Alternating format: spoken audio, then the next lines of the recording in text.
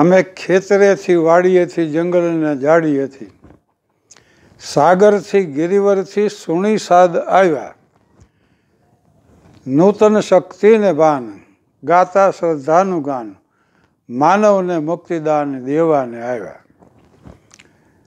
રાષ્ટ્રીય શાયર ઝવેરચંદ મેઘાણી, એનું જન્મસ્થાન હું જે થાનગઢમાં રહું છું એનાથી 18 કિલોમીટર જ દૂર છે.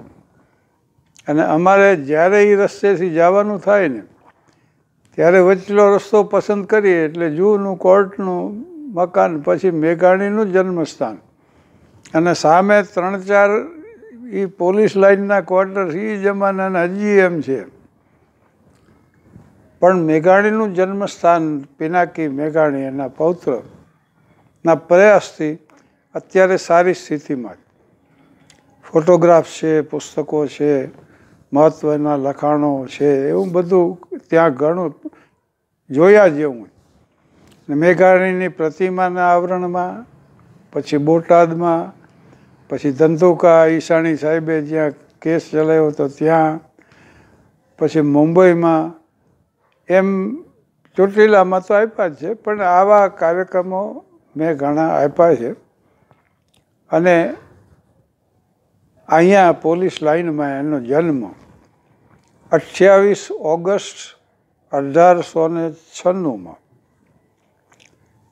પિતા કાળીદાસ મેઘાણી છે ને એજન્સી પોલીસમાં ત્યારે જમાદાર હતા. મેઘાણીની માતાનું નામ ધોળીબા. અને ચોટીલાને તો મેઘાણીએ કંકુવર્ણી ભૂમિકાનું કાળજું ગણાવ્યું છે અને એને પહાડનું બાળક ગણાવ્યું. કારણ કે પિતાની બદલીઓ થતી ને અવારનવાર, એટલે એને ઘણા શહેરો ગામડાઓ ફરવા પડતા. એમાં ચોક ને દાઠા ને ચમારડી ને લાખા પાદર ને પછી રાજકોટ ને વઢવાણ કેમ્પ ને પાળિયાદ ને પછી બગસરા ને અમરેલી, પછી જુનાગઢ, પાછું ભાવનગર, પછી કલકત્તાથી પાછું લંડન, અને આવા ઘણા ઠેકાણે એમને ફરવાનું થતું. પણ એમના પૂર્વજોનું ગામ ભાયાણીનું બગસરા, અને પૂર્વજો રહ્યા ને મેઘાણીના એ કાનાણીના કામદાર હતા. એટલે આમ જુદી જુદી પાર્ટીઓ આવે એમાં કાનાણીની પૂરી થાય ને ધાનાણીની આવે. તો એકવાર આ કામદાર સોનાનો વેઢ પહેરેલો અને આમ ધીરે ધીરે કરતા હરતો આવતો છે, કામદારને ખ્યાલ નહીં, પણ ધૂળમાં પડી ગયો નીચે. લોકોએ જોયું કે કામદારનો વેઢ પડ્યો, પણ એ કામદાર નીચે નમીને વેઢ લેવા ઊભા ન રહ્યા. એટલે માણસોએ કીધું કે કામદાર તમારો વેઢ પડી ગયો. એટલે એને કીધું કે હું કાનાણીનો કામદાર છું, ધાનાણીની ધૂળમાં હાથ ન નાખું. અને એમને એ હાલતા થઈ ગયા. તો જુદા જુદા સ્થળોએ મેઘાણીએ શિક્ષણ મેળવ્યું. બગસરામાં મેટ્રિકનો વર્ગ હતો નહીં, ક્લાસ તો હતો જ નહીં. એટલે બગસરાના વિદ્યાર્થીઓ અમરેલી ભણવા ગયા, અને બધા વિદ્યાર્થીઓ સામાન્ય વર્ગના, ગરીબ વર્ગના હતા. એટલે એમણે એક કોમન રસોડું શરૂ કર્યું. એનું મહિને 6 રૂપિયા બિલ આવ્યું, બિલ આવતું હોય. પણ કાળીદાસ મેઘાણી તેથી રાજકોટમાં પોલીસ જમાદાર, અને સદરમાં 2 રૂમનું મકાન, 10 માણસોનો પરિવારના 10 સદસ્યો, અને કાળીદાસ મેઘાણીનો 20 રૂપિયા પગાર. એ 20 રૂપિયામાંથી 6 રૂપિયા મેઘાણીને મોકલતા, ઝવેરચંદ મેઘાણીને. એટલે 12માં મેટ્રિક પાસ કર્યું. 1912માં મેટ્રિક પાસ થયા અમરેલીથી. પછી બાઉદીન કોલેજમાં એક ટર્મ ભરી, પછી ભાવનગર આવ્યો, અને ભાવનગર શામળદાસ કોલેજમાં 1917માં અંગ્રેજી અને સંસ્કૃત હારે BA કર્યું. સનાતન ધર્મ હાઈસ્કૂલ છે, વડવા વર્તિજિયા ફળીમાં હું રહેતો ને તે સનાતન ધર્મ હાઈસ્કૂલ પાસે થઈને આલ્ફ્રેડ હાઈસ્કૂલે જતો. સનાતન ધર્મ હાઈસ્કૂલમાં એ શિક્ષક હતા અને એક છાત્રાલયના ગૃહપતિ હતા. પણ સંજોગો એવા સર્જાણા કે એમના ભાઈને ખરેખર તો જવાનું હતું કલકત્તા, પણ એ બીમાર પડ્યા એટલે પછી મેઘાણીને જવાનું છે 1918. અને આ વૃદ્ધો મુરબ્બીઓને ખ્યાલ હશે, રાજા રાણી છાપના એલ્યુમિનિયમના વાસણો એ જમાનામાં આવતા, ક્રાઉન બ્રાન્ડ. અને જીવણલાલ શેઠ છે ને એ એના માલિક હતા. એટલે એમને ત્યાં એ સર્વિસ કરવા ગયા અને અહીંયા બંગાળી ભાષા શીખ્યા. સાહિત્યનો જીવ તો હતા જ, પણ 19માં લંડનની ઓફિસ સંભાળવા માટે મેઘાણીને મોકલવામાં આવ્યું. અને એ જમાના મુજબ લંડનમાં જાઉં, ત્યાં ઓફિસ સંભાળવી, સારો પગાર પાછો અને ઉત્તમ પ્રકારની સર્વિસ. પણ આ જીવ સાહિત્યનો મેં કીધું ને એમ, મેઘાણીએ ઇંગ્લેન્ડમાં બારવટિયાઓનો અભ્યાસ કર્યો. એટલે એના અન્ય પુસ્તકોમાં એક પુસ્તક છે દરિયા પારના બારવટિયા, અને એમાં રોબિન હુડ વિશે લખ્યું છે એને. પણ 21માં એમણે લખ્યું કે સાંજનો સમય છે, ઘઉં ધૂલીનું ટાણું છે, ગાયો ગામમાં પ્રવેશે છે, એની ઘંટડીનો અવાજ મને આવે છે અને હું આવું છું. એને સહી પાછી એવી કરી લિખિતન હું આવું છું. પછી મેઘાણીના પત્રોનો આખો સંગ્રહ બહાર પડ્યો, એનું શીર્ષક આ જ છે, હું આવું છું એમ. અને એ અહીંયા આવતા રહ્યા. હવે અહીંયા આવ્યા પછી વચ્ચે એક વાત કરી દઉં કે અમૃતલાલ શેઠે રાણપુર એજન્સીના હદમાં સૌરાષ્ટ્ર નામનું એક સાપ્તાહિક શરૂ કરેલું, અને એમાં મેઘાણીએ એક લેખ લખ્યો, ચોરાનો પોકાર. પણ એવો આર્તનાદ એમાં વ્યક્ત થયો ને, એટલે અમૃતલાલ શેઠે કીધું આવી જાઓ અહીં. એટલે રાણપુર સાહિત્ય મંડળ જે હતું ને આનું સૌરાષ્ટ્ર માટેનું, એમાં એ જોડાઈ ગયા.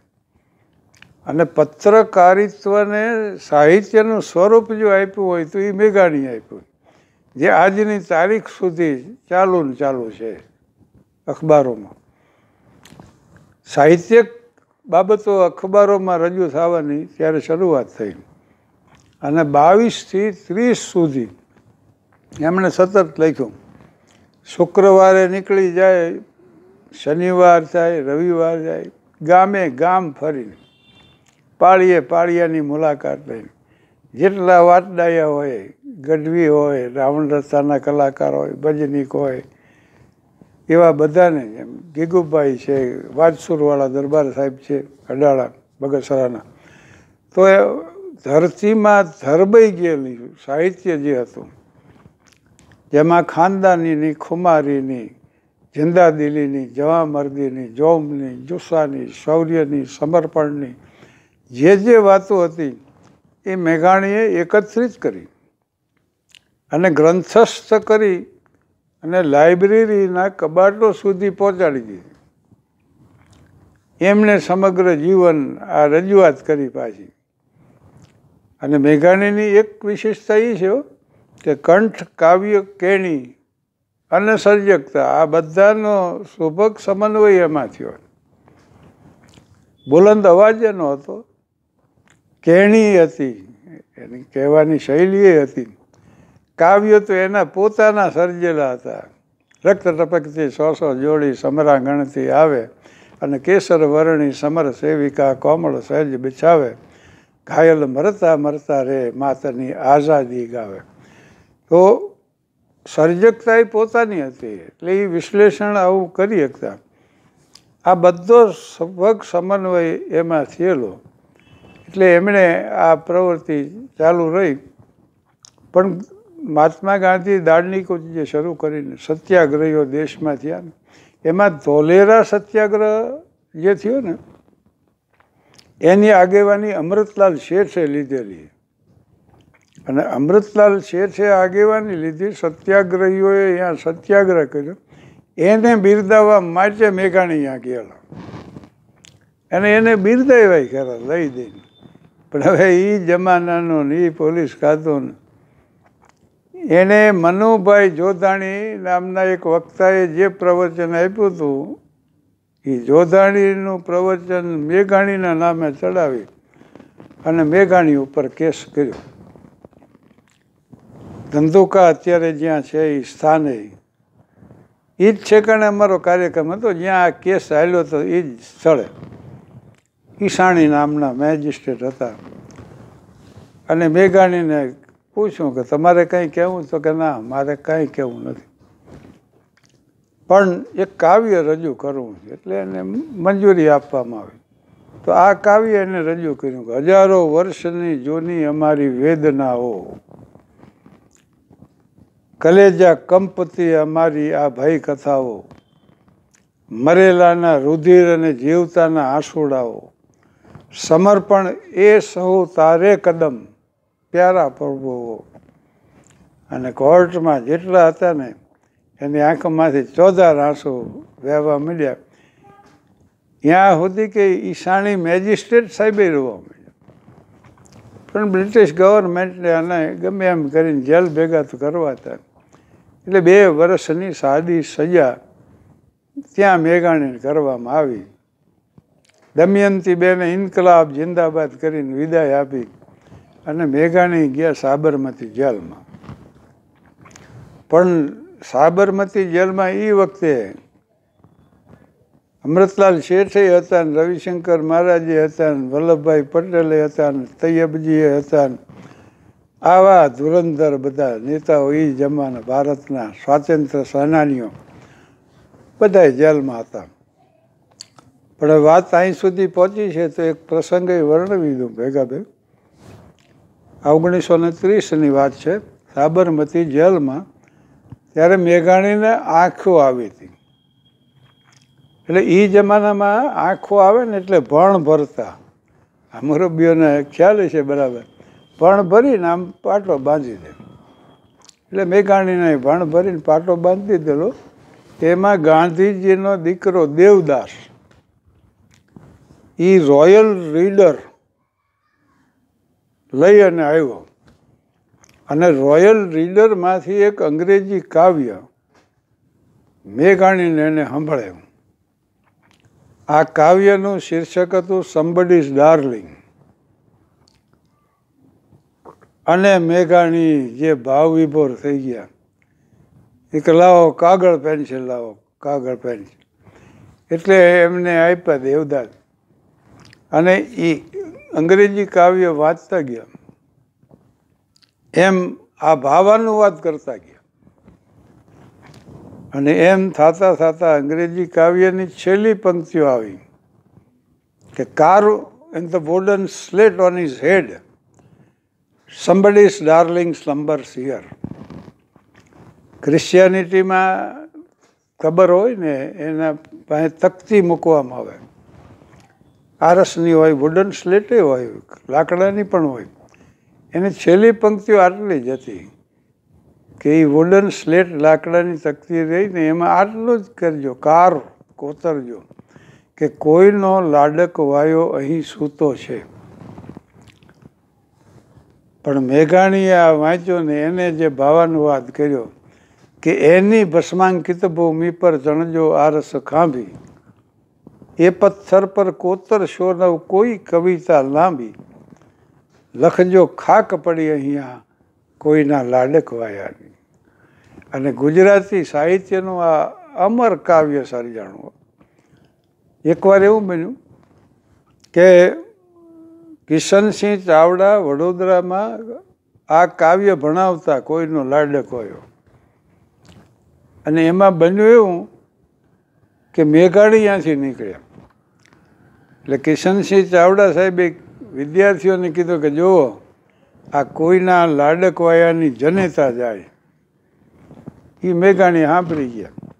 એટલે એ પાછા વળ્યા અને એમણે વર્ગને કીધું કે હું એની જનેતા નથી, હું એની આયા છું.